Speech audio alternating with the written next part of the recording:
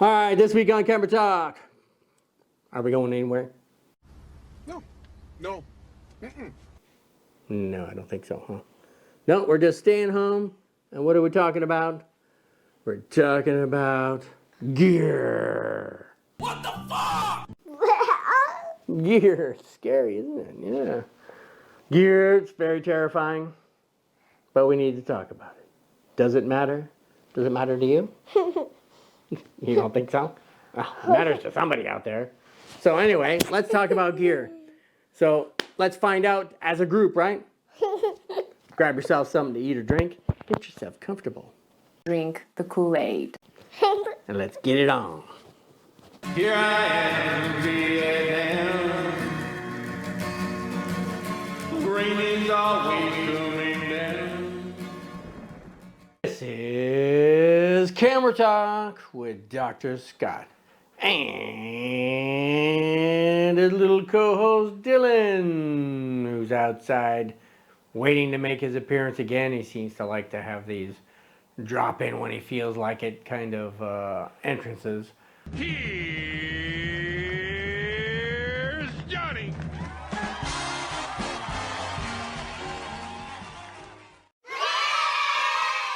Or maybe he won't show up at all. Who knows? It's getting to be a finicky. I'll see, he just shut the door there. Just turned 4 years old 2 Mondays ago.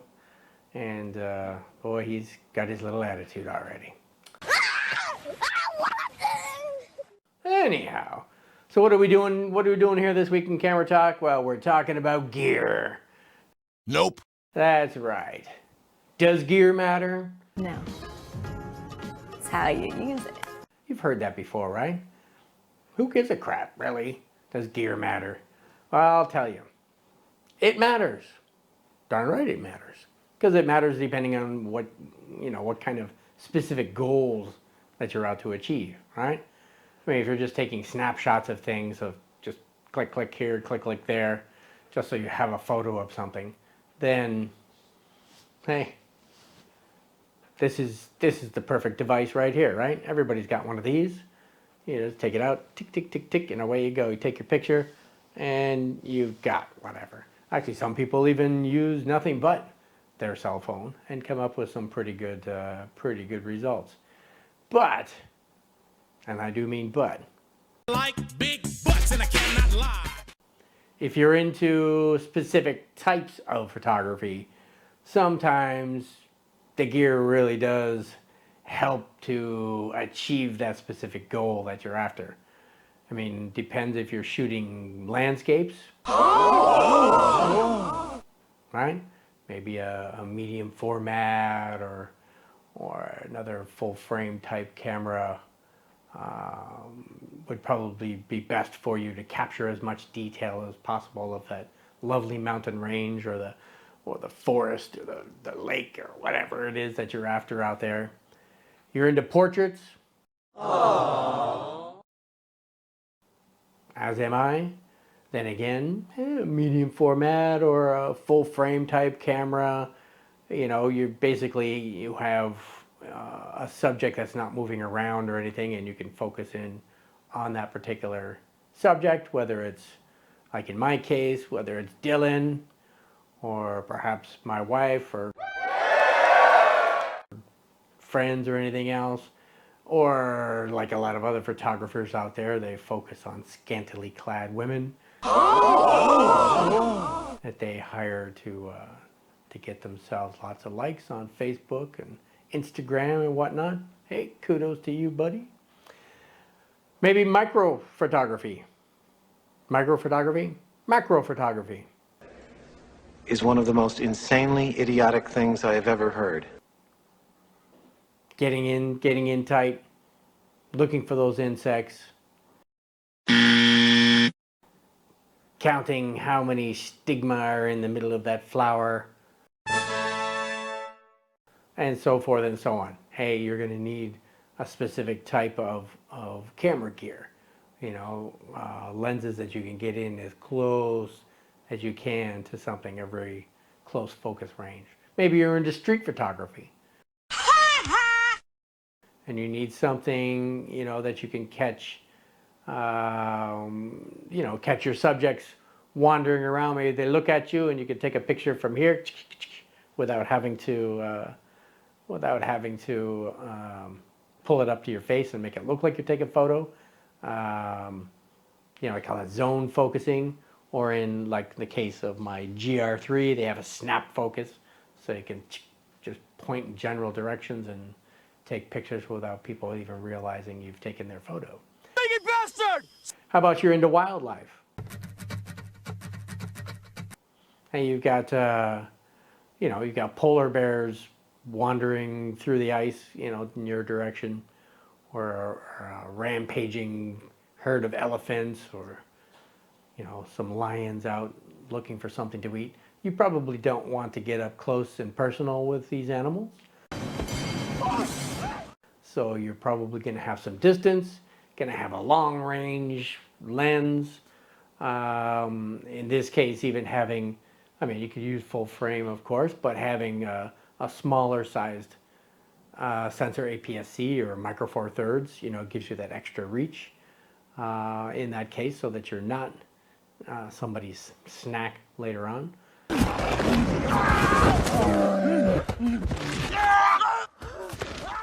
So to speak. Maybe you're into sports, you know, fast-moving subjects, like ice hockey or something, or back into Dylan's range again, little kids running around like maniacs. Very tough to get a good focus in on them on that in this regard. Or maybe you're really slow things down, and just like landscape, maybe you're into architecture. Well, you take a photo of that building, it's not going anywhere, right? So it all depends on the angle and the light of day and so forth and so on, just to get that. Anyhow, so all of these things play a role in the choosing the type of gear that you're going to be after. Now, when we talk about gear, it could be anything and everything to do with photography. But for the most part, we're generally thinking of things like camera bodies and lenses, right? And the combination thereof.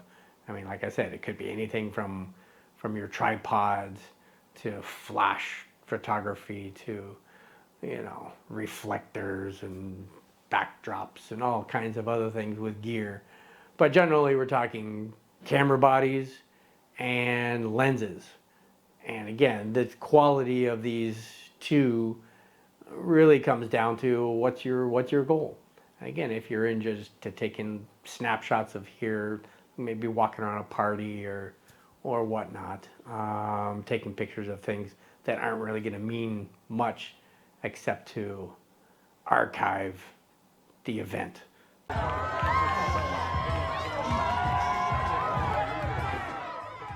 Type thing. Then you can probably get away with the cheapy little camera that you got secondhand at the you know, local photo shop for, you know, $50 or something like that. Maybe that'll work for you. Maybe a disposable camera. Remember those things? A little cardboard box with a roll of film in there. I've got a bunch of those in my photo album from when I was a teeny bopper. They did the job, right? They got the job done because that's all you were after, was just snapshots of things. So again, if you're into those specific types of photography, then it's going to determine what type of gear, lens, and camera body you're going to use. Now, when it comes to, let's talk about camera bodies, right? When it comes to camera bodies, depending again upon the type of photography that you're going to be doing, you're going to obviously care about the frame rate. You know, again, chasing after hockey players zipping down the ice, or Dylan running around with his little friends, you're going to want a high frame rate. You want to be able to zap as many photos as you can in a short burst to be able to get that one good photo where things are in focus, their eyes are open, they're in mid-stride, you know, whatever it could be. Pretty tough taking that single shot, so you're going to have a burst in there. So your high frame rate is going to help a lot.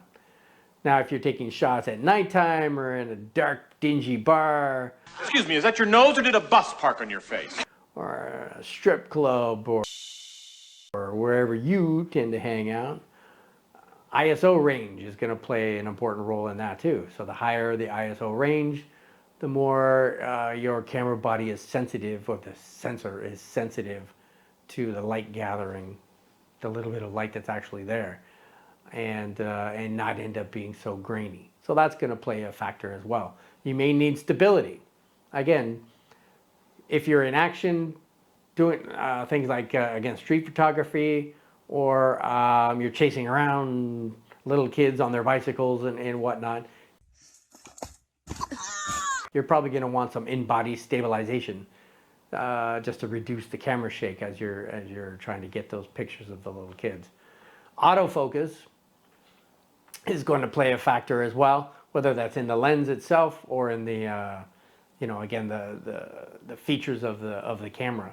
In today's more modern cameras, that's going to be much more of a bonus to you because of the fact that stuff is really good. Like Sony, for example, I have a A7R III.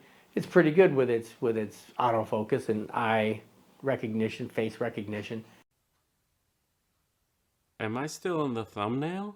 and continuously tracking that focus while you're trying to chase Dylan around on a little bicycle.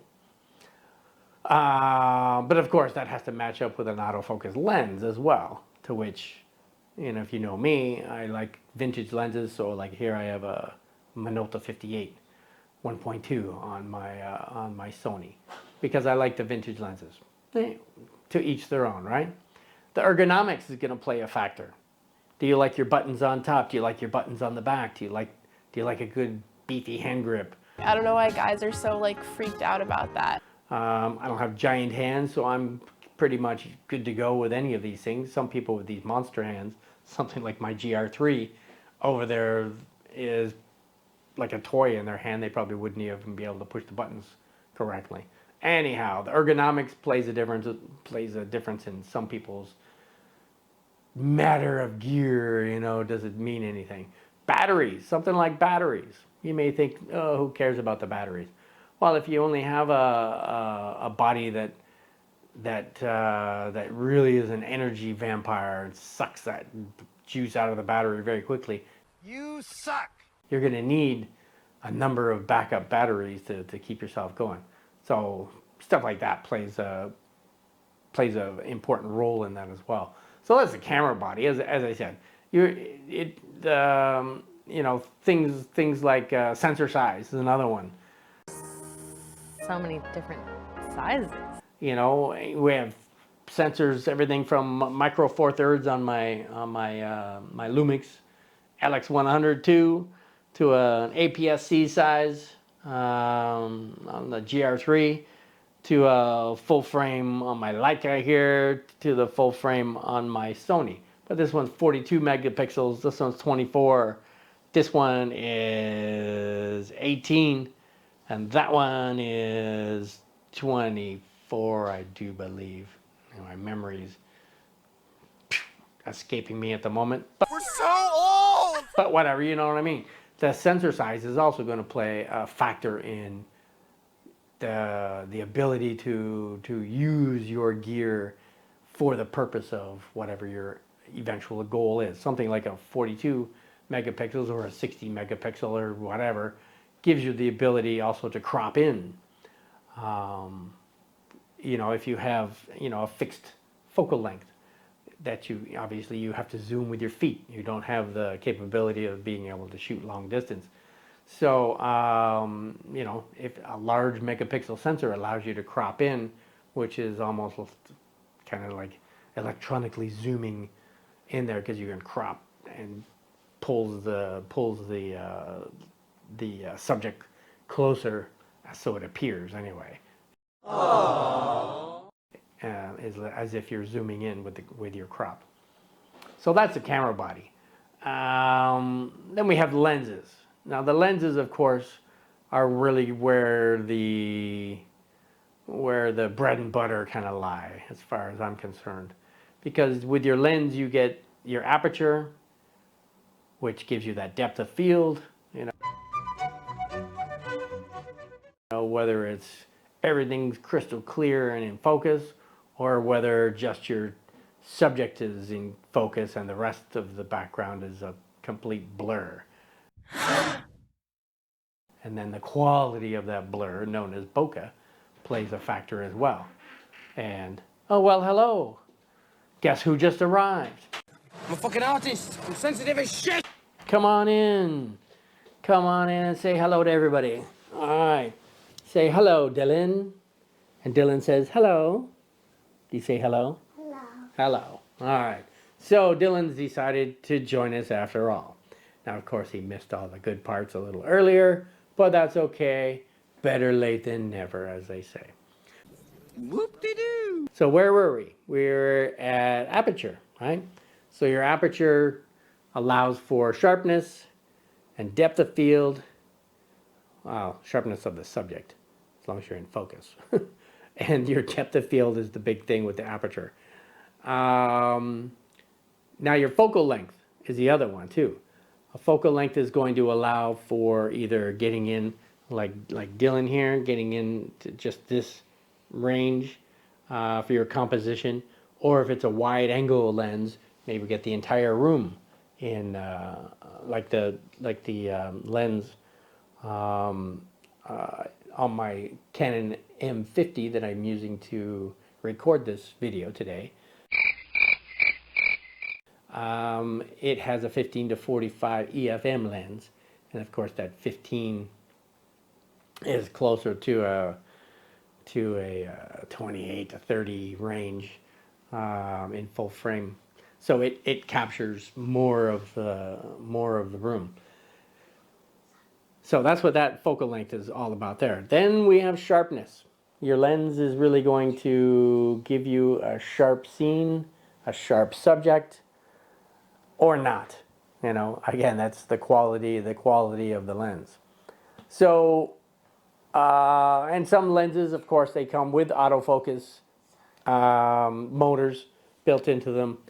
Again, I use a lot of manual focus, which of course my two over here are autofocus, but, huh? You need to pee? Oh, okay, well, time out for a second. Pee break.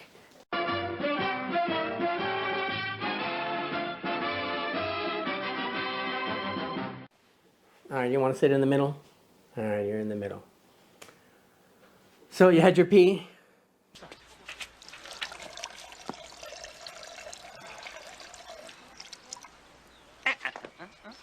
Wait for the shake.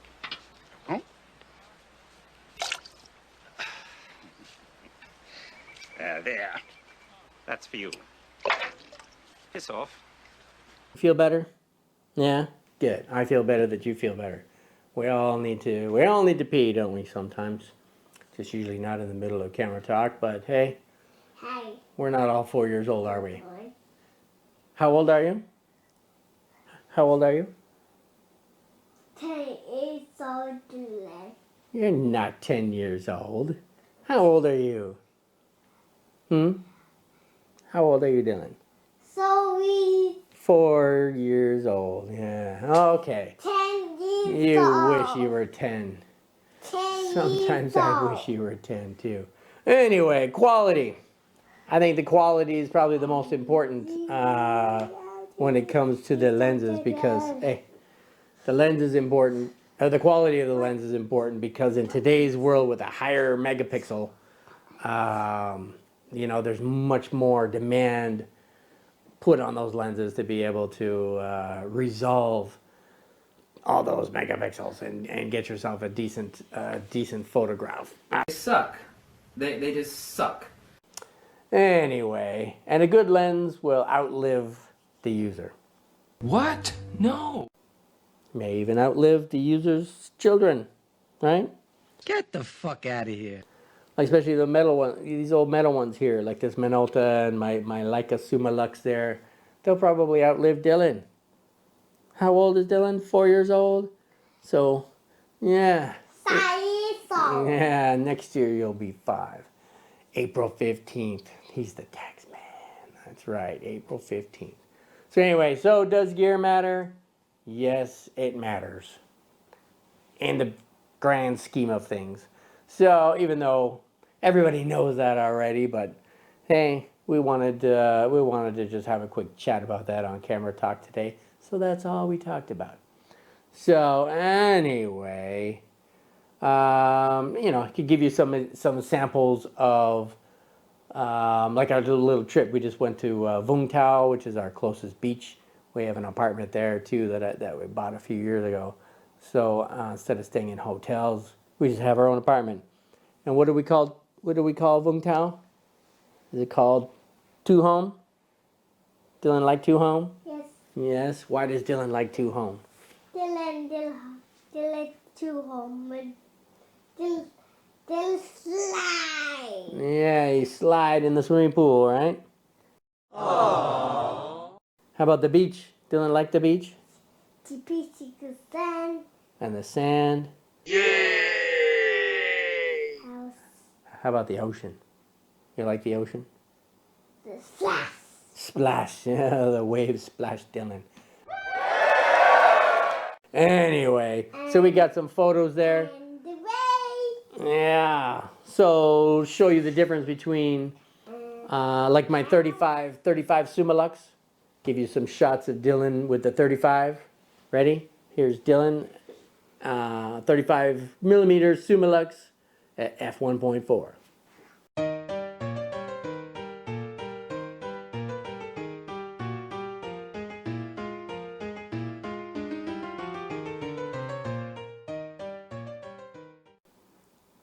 How do you think you look there?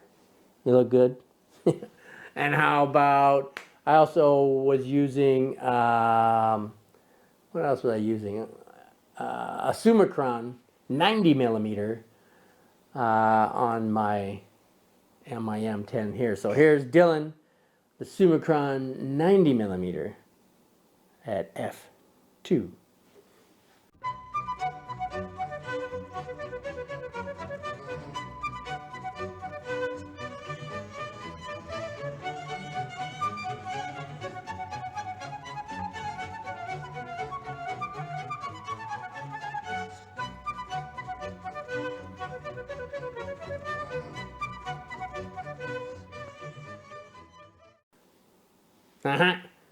Or was that 2.8? I think it was 2.8 actually.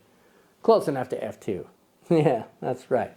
And I also used my Minolta here, my 58 f1.2 with Dylan riding his bicycle. And Up and down the bicycle. that's right. This was Dylan at 58 millimeter 1.2.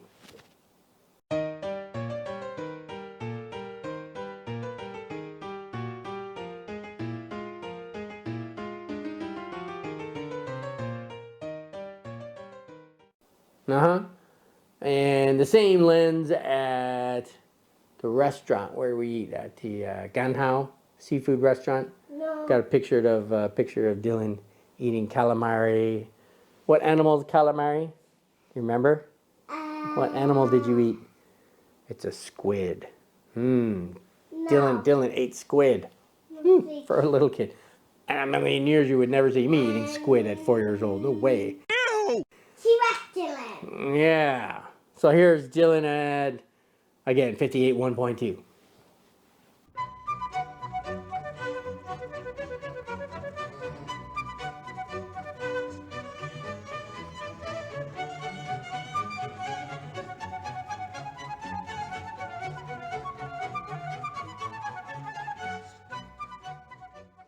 Okay, did you look good there? You think you look good? Turn sideways. Fire. Yeah, turn sideways here. So, I think that was it.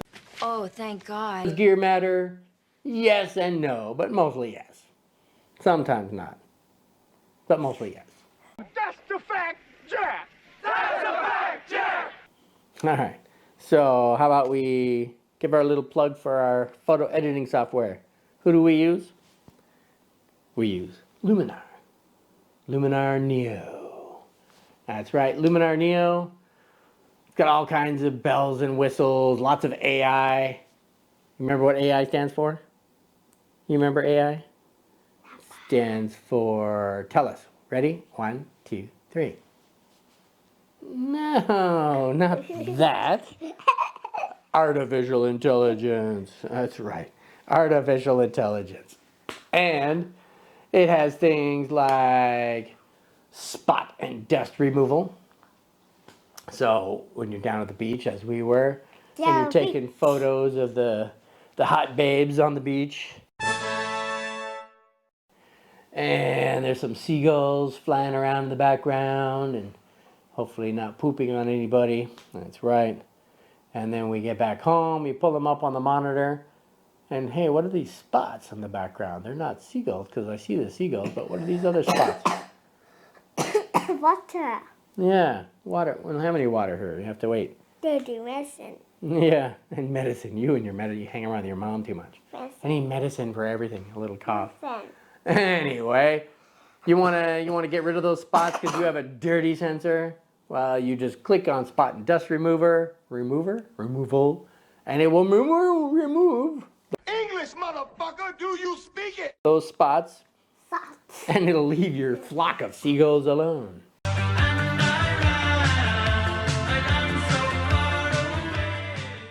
That's right. Yay. It has power line removal, getting rid of those annoying power lines. Remember the old days we used to brush those things out? I guess the better way to do it is just not take pictures with power lines in them, but still, sometimes you have no choice. Well, Luminar can get them out for you. It has background removal, in case you got some really fugly background, you want to replace it with something cool.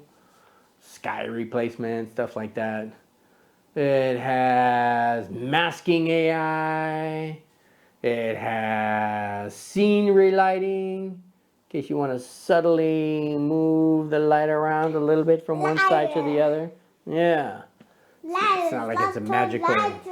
What lion? There's no lions in our pictures. Except when we went to the zoo, but... We're not talking about that, are we? So anyway, get yourself a copy of Luminar if you're in the market for some economical photo editing software, and you can get it. You can either buy it outright; it's yours for life, or you can do a monthly subscription to it. Which I don't know. I always like to buy things because if you pay monthly, eventually you pay the same amount, and then beyond what you would have bought if you just bought it outright. So anyway, and you're also doing them a favor because they're in Ukraine, and everybody knows what's going on in Ukraine.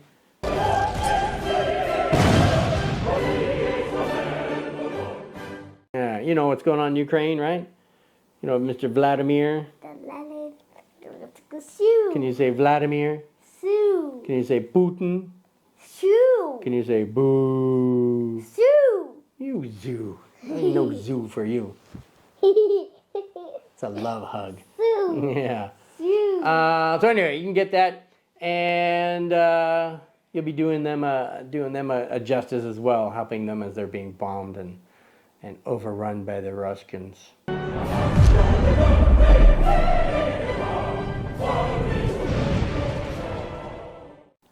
Anyway, so what else can we do? We can have you subscribe. That's right. Can they subscribe? How about this hand? Subscribe! How about your two hands? My two hands? Together we can all subscribe! That's right, subscribe. What else does YouTube like besides subscribers?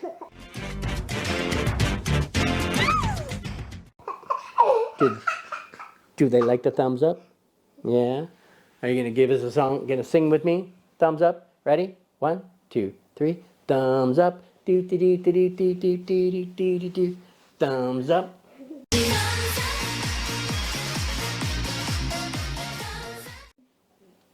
So give us a thumbs up. That's right.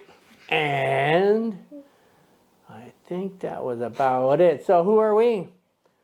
Well, I'm Dr. Scott. You're Dylan. I'm Spartacus! Bond. James Bond. And together, we're All Modesty Photography. That's right. We're here to talk about tips and tricks about photography. Oh, who knows? Lenses, camera bodies, gear.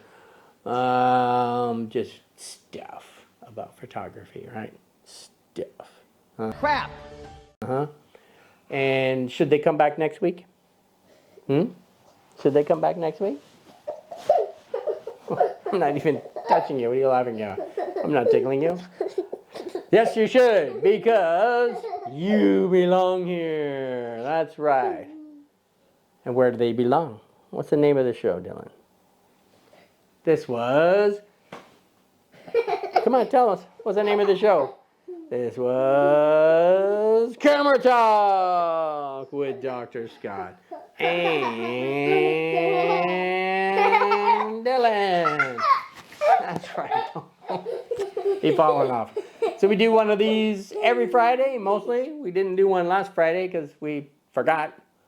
You forget. Well, we got a bunch of national holidays going on this week. So anyway, and last week. So what else?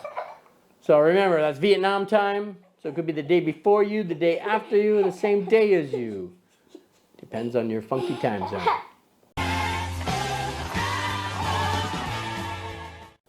That's right. So, thank you for dropping by. Thank you for listening. Bye-bye. Thank you for watching. Thank you for putting up with Dylan's late entry. Thank you for just being you. Bye-bye. All right. So, Bye-bye. I think Dylan's ready to go. I think we've all had enough. Had enough of Dylan, right? So, ready to say bye-bye? Bye-bye. Not yet. Not yet. 1, 2, 3. Bye-bye. Say it. Bye-bye. What the? Here I am.